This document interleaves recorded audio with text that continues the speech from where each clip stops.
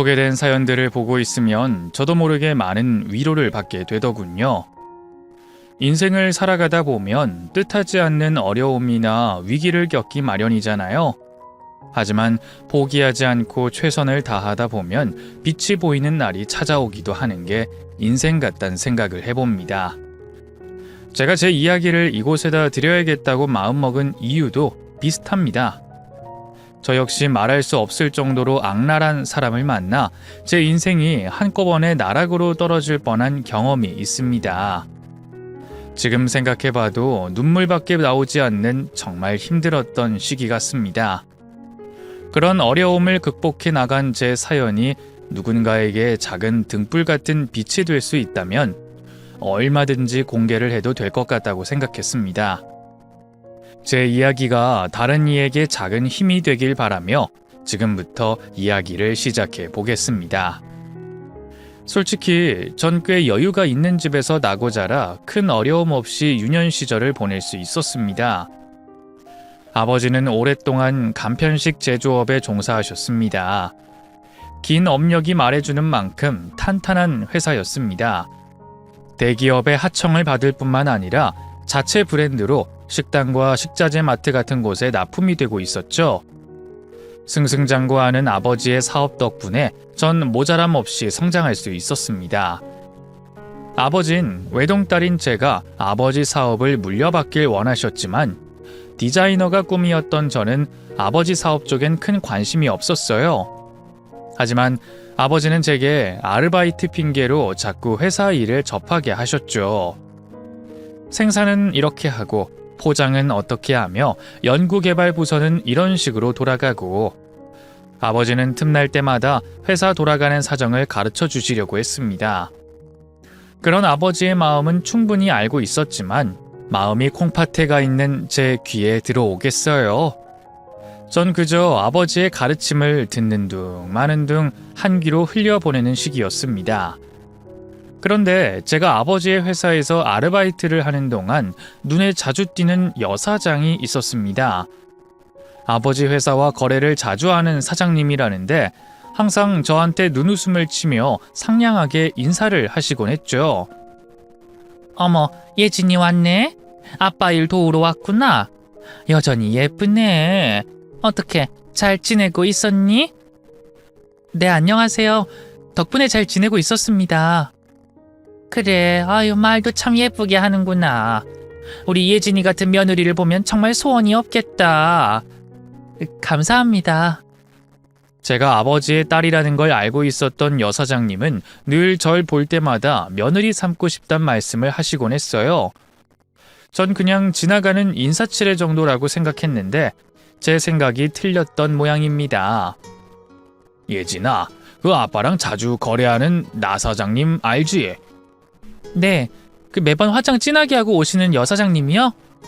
당연히 잘 알죠. 저 볼 때마다 자기 집에 시집 오라고 농담하시는데요. 아이, 그러니까. 그런데 그 사장님한테 네 또래 아들이 하나 있나 봐. 너랑 소개팅 한번 주선하고 싶다고 성한데 너 혹시 생각이 있니? 네? 소개팅이요? 아, 됐어요. 나 남자 만날 시간 없어요. 아이, 그러지 말고 한번 만나봐. 나 사장이 자기 아들 사진 한번 보여줬는데 그 연예인처럼 잘생겼더라. 외국에서 공부도 많이 했고 지금은 나 사장 밑에서 일 배우고 있나 봐. 에이, 연애는 자연스럽게 해야지. 이런 식은 좀 부담스러운데요. 전 별로 내키지 않아요, 아빠. 아유, 그래? 그럼 뭐 할 수 없지. 괜찮은 놈 같던데. 하지만 맘 바뀌면 언제든 말해. 그럴 일 없네요. 아버지는 못내 아쉬운 표정을 지으셨지만 어른들끼리 주선하는 자린 너무 부담스러워서 싫었습니다. 딱히 연애에 관심도 없었고요. 그런데 그 여사장님 생각은 달랐나 봐요. 제가 싫다고 했는데도 자기 아들과 절 맺어주려고 꾸준히 노력하시더라고요. 아버지를 조르는 것은 물론이고 저한테도 끈질기게 소개팅을 권유했습니다. 예진아, 너 우리 아들 현수 그 진짜 괜찮은 사람이다. 내가 우리 아들이라서 하는 얘기가 아니라 얼굴도 잘생겼고 성격은 또 얼마나 좋은데. 걔가 미국에서 공부할 때 인기가 장난 아니었어. 내가 우리 예진이 정도나 되니까 우리 아들 소개시켜 주려는 거지. 다른 여자였으면 어림도 없다니까. 너무 부담 갖지 말고 가볍게 한번 만나봐. 너 나한테 고맙다고 할걸? 거듭되는 제안에 곤란했습니다. 계속 거절하기도 민망하고 아버지 체면도 생각하지 않을 수가 없겠더라고요.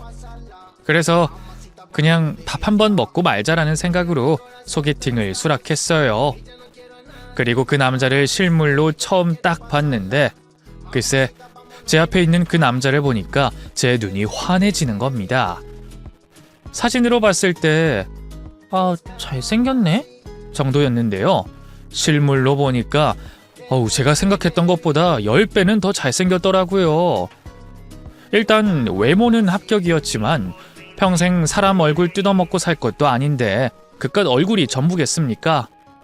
사람 만나는데 정작 중요한 건 성격이나 가치관 같은 게 잘 맞아야 하는 거 아니겠어요? 그런데 이게 웬일입니까? 식사를 하면서 대화를 하는 내내 이 남자 진짜 진국이란 생각이 절로 들더라고요. 말하는 것도 그렇고 생각하는 것도 그렇습니다. 저랑 이렇게 잘 맞는 사람이 있을까 하는 생각이 들 정도로 말이죠. 그 남자와의 첫 만남은 정말 대성공이었습니다. 다행히 저만 그렇게 느낀 게 아니라 그 남자 역시 제게 호감을 갖고 있는 것 같았어요. 누구보다도 죽이 잘 맞았던 우리 두 사람은 금방 연인 사이로 발전하게 됐죠. 우리 두 사람이 잘 만나고 있다는 소식을 가장 반겼던 사람은 바로 남자친구의 어머님이셨습니다. 절 유난히 예뻐한 그분이 우리의 만남을 주선한 장본인이니까요. 거봐, 내가 뭘 했어. 우리 아들 진짜 괜찮은 남자라고 했잖아. 그래도 둘이 잘 만난다니까 나도 너무 좋다. 안 그렇니? 네, 저도 현수 씨 만나게 돼서 참 좋아요. 이게 다 어머님 덕분이에요. 응? 어머님? 어머, 예진이한테 어머님 소리도 듣고 너무 좋다 얘. 이참에 얼른 결혼까지 가자. 나이 꽉 찬 애들끼리 만나는데 길게 연애하면 뭐하니? 내가 황 사장님 모르는 것도 아니고 마음 맞으면 빨리빨리 살림 차리고 사는 것도 괜찮아. 내가 널 얼마나 예뻐하는지 알지? 예진아, 이런 시어머니 만나기 쉽지 않다. 네? 벌써요? 남자친구 어머님의 호들갑이 부담스럽긴 했지만 솔직히 결혼 생각을 해보지 않은 건 아니었어요. 남자친구는 고급 한식당을 몇 개씩이나 운영하고 있는 어머님을 도우며 자신의 꿈을 키우고 있었고 그런 남자친구의 든든함은 평생의 반려자로서 부족함이 없어 보였습니다. 그렇게 우리 두 사람은 연애 1년 만에 결혼식을 올리게 됐죠. 우린 많은 사람들의 축복 속에서 행복하게 잘 살자는 약속으로 새로운 출발을 시작했습니다. 하지만 꿈결 같을 것만 같던 제 결혼 생활이 악몽으로 변하는 데는 그리 긴 시간이 걸리지 않았습니다. 시어머니와 함께 매장을 관리하던 남편 때문에 시어머니는 저희가 시댁에 들어와서 살길 바라셨습니다. 처음엔 신혼을 시어머니와 보내야 한다는 게 마음에 걸렸지만 워낙 딸처럼 대해주셨던 시어머니였기에 나쁘지 않다고 생각을 했죠. 지금 생각해보면 아마 거기서부터 첫 단추가 잘못 꿰인 것 같아요. 그렇게 시댁에 입성한 저희 부부는 처음 두어 달간은 아무 문제 없이 잘 보내고 있었죠. 그런데 어느 날부터 시어머니가 이상한 질문을 제게 자꾸 하시는 겁니다. 아버지가 그 사업 정말 오래 하셨지? 내가 듣기로는 30년 넘었다고 하시던데. 그럼 돈도 참 많이 버셨겠다. 그렇지 예진아? 네? 자세한 건 저도 잘 모르지만 돈 때문에 힘들거나 어려웠던 적은 없었던 것 같아요. 그래, 그랬겠지. 그렇게 큰 공장을 돌리시는 바깥사돈이 돈 걱정이 있으셨겠어? 그런데 사돈들이 부동산은 얼마나 가지고 계시려나? 건물도 가지고 계시지? 모르긴 몰라도 토지도 꽤 소유하고 계실 것 같긴 한데. 시어머니는 친정집 재산에 대해서 관심이 아주 많은 것 같았어요. 그런 비슷한 질문들을 자주 하시더라고요. 처음에는 사업하시는 분이라서 그런가 보다 하고 넘겼는데 질문이 점점 구체적이고 노골적으로 변하면서 저도 좀 기분이 좋지 않더라고요. 그런데 어머님, 왜 그런 게 궁금하세요? 어? 다른 뜻은 없어 얘. 그 아버님 사업이 탄탄하신가, 잘하고 계신가, 뭐 그런 게 궁금한 거지. 내가 박가사돈이랑 오래 거래를 했잖니. 그런데 황 사장님 따님이 우리 며느리가 됐다고 생각하니까 신기해서 그러지. 아, 네. 시어머니의 답변에 고개를 끄덕였지만 찝찝한 기분이 가시질 않았습니다. 그리고 시어머니의 이해할 수 없는 행동은 그게 끝이 아니었어요. 얘 새아가, 내가 너한테 기니 의논할 일이 하나 있다. 네? 의논할 일이요? 그래, 다른 게 아니라 너도 알다시피 내가 바깥 사돈 물건을 정말 오랫동안 써왔잖아? 그래서 그 인연이 이렇게 사돈 맺을 정도로 이어져 온 거고. 그런데 내가 솔직히 그 사돈들한테 서운한 부분이 좀 있어. 서운한 거요? 어떤 것 때문에 그러시는데요? 내가 바깥 사돈한테 얘기하기가 좀 그래서 그러는데 이제 우리가 가족이 된 거잖여. 가족끼리는 장사하면 안 되는 거 아니니? 저번도 그렇고 이번도 그렇고 네 아버지가 나한테 물건값을 꼬박꼬박 다 받아가는데 이걸 내가 어떻게 이해해야 하겠어?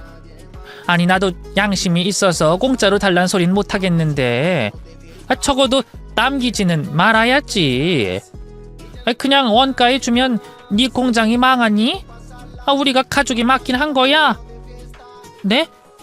하지만 어머님, 저희 아버지도 사업을 꾸리시는 건데 당연히 이윤을 남겨야 하는 거잖아요. 어머, 얘 지 아버지 편드는 것 좀 봐. 장사는 다른 사람들한테 하면 되잖아. 우리가 남도 아니고 10원 하나 안 깎아주고 다 받는다는 게 상식적으로 이해가 돼? 남들은 사돈 일이라고 하면 다 팔 걷어붙이고 나서주는데 난 이게 뭐니? 내가 서운하지 않게 생겼냐고. 시어머니는 허공에다 삿대질까지 하면서 불만을 터뜨리더라고요. 하지만 전 그런 시어머니의 요구를 이해하기가 어려웠습니다. 사업은 사업이잖아요. 아무리 사돈관계라고 해도 정확히 해야 할 건 해야 하는 거 아니겠어요. 더군다나 이미 좋은 조건으로 거래를 하고 계셨는데 더 이상의 것을 원한다는 건 무리라는 생각이 들었습니다. 하지만 서운하다는 듯 울분을 터뜨리고 있는 시어머니에게 그런 제 생각을 그대로 전달할 수가 없겠더라고요. 네 어머님, 무슨 말씀이신지는 잘 알겠어요. 제가 아버지랑 따로 얘기해 볼게요. 아유 그래, 네가 말씀 좀 드려봐라. 원래 남자들은 눈치가 팔바닥에 달려서 이런 거 잘 모른다고. 네가 넌지시 얘기 좀 해봐. 네 알겠어요. 시어머니의 성화를 이기지 못한 전 아버지에게 시어머니가 이 부분을 섭섭해하신다고 말씀드렸죠. 그런데 아버지 역시 난색을 보이시더라고요. 아유, 그 사부인이 그런 생각을 가지고 계신지 미처 몰랐구나. 그런데 내 입장에선 이미 해줄 만큼 해드리고 있는 상황이야. 가격에 민감한 이 업계에선 소문이 한번 잘못 나면 아주 곤란해지거든. 이거 참. 아버지는 시어머니의 요구에 난처해하시면서도 모른 척하기가 곤란하셨던 모양이에요. 어떻게 해서든 시어머니의 마음을 달래주고 싶어 하시더라고요. 안사돈이 그런 생각 갖고 계셨는지 몰랐다. 하긴 이제 사돈 맺었으니 은연중에 여러모로 도움받을 수 있을 거라고 생각하셨는지도 모르지. 내가 잘 따져보고 안사돈이랑 얘기를 해볼 테니까 넌 너무 걱정하지 말고 시부모님 잘 모시고 있어. 아빠 너무 무리하지 않으셔도 돼요. 제가 시어머니한테 잘 말씀드릴게요. 아니다. 내가 미처 거기까지 생각하지 못한 부분도 있는 것 같구나. 아버지와 그런 대화를 나눈 뒤 며칠 후 시어머니가 제 엉덩이를 토닥이면서 생글생글 웃으시더라고요. 예진아, 오늘 공장 다녀왔는데 그 바깥사돈이 배려를 많이 해주셨어.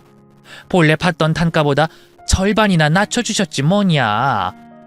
가족 좋다는 게 뭐니. 이럴 때 도움 주고받는 거지. 아무튼 네가 얘기를 잘해준 덕분에 일이 아주 잘 풀렸다. 고맙다 우리 며느리. 네, 아니에요, 어머님. 만족해하는 시어머니의 표정을 보니까 뭔가 씁쓸해지더군요. 친정집 재산이 얼마나 되는지 알아보는 모습이나 사업적으로 혜택을 보시려고만 하는 모습이 썩 달갑게 느껴지진 않았습니다. 이러려고 저희 결혼을 적극적으로 추진하신 건가 그런 의구심도 들었고요. 그래도 좋은 게 좋은 거니까 깊게 생각하지 않고 그 일을 넘겼습니다.